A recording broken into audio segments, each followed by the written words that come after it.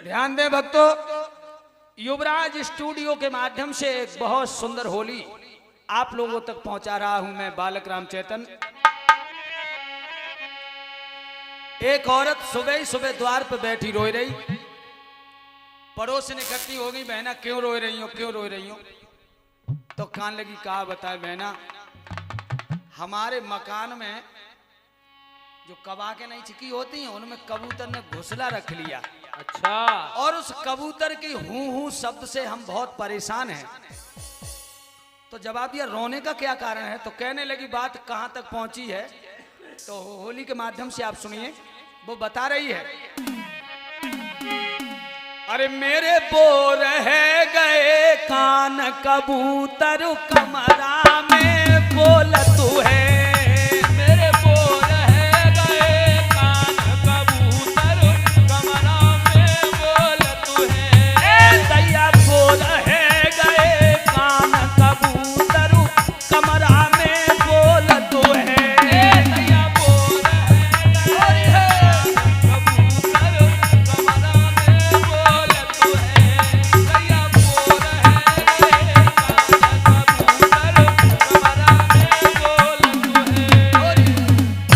जड़ पे तो बता रही बहना, ए अलग सुबह जब उठूं बहन में जबई झाड़ू लगायो। अच्छा, अलग सुबह उठते ही जब झाड़ू लगाया और आदो झाड़ू लग नहीं पाओ, बन हूं शब्द सुनाओ। तो हमें इतनी गुस्सा आई और मैंने झाड़ू को दो निशान कबूतर कमरा में बोल तू है। मैंने झाड़ू को दो निशान कबूतर कमरा में बोल तू है। मेरे बोर है गए कान कबूतर कमरा में बोल तू है। मेरे बोर है गए कान कबूतर कमरा में बोल तू है।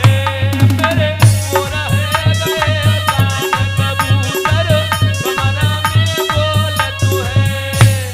और कहा बोली बहना, कहा बोली? ऐसी आदत सी पड़ गई, जब वो बोले तो हमारे हाथ में जो चीज हो सोई हम मारते बाके।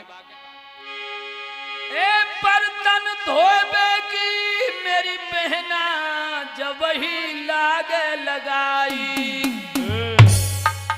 और वादे बर्तन धोइन भाए बन हूं रटनी लगाई। अच्छा, गुस्सा हमें आई और मैंने थाली को दो तो निशान कबूतर कमरा में बोल तू है।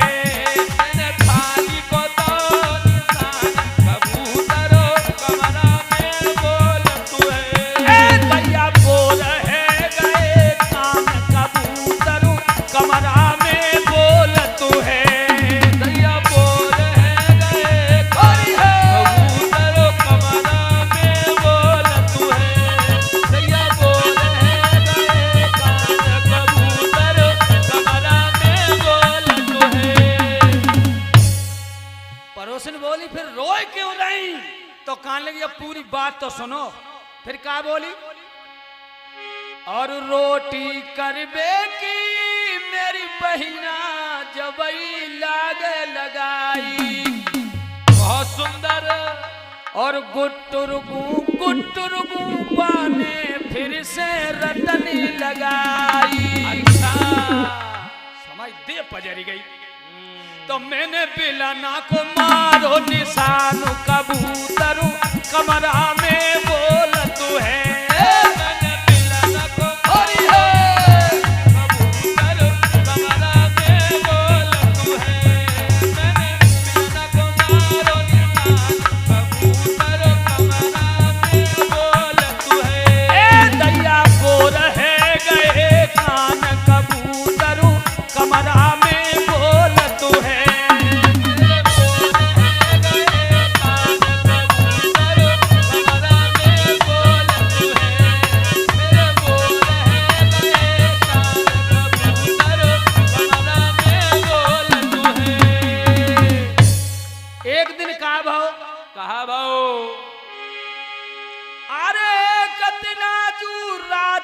बोलो दीदी हमें नींद नहीं आई।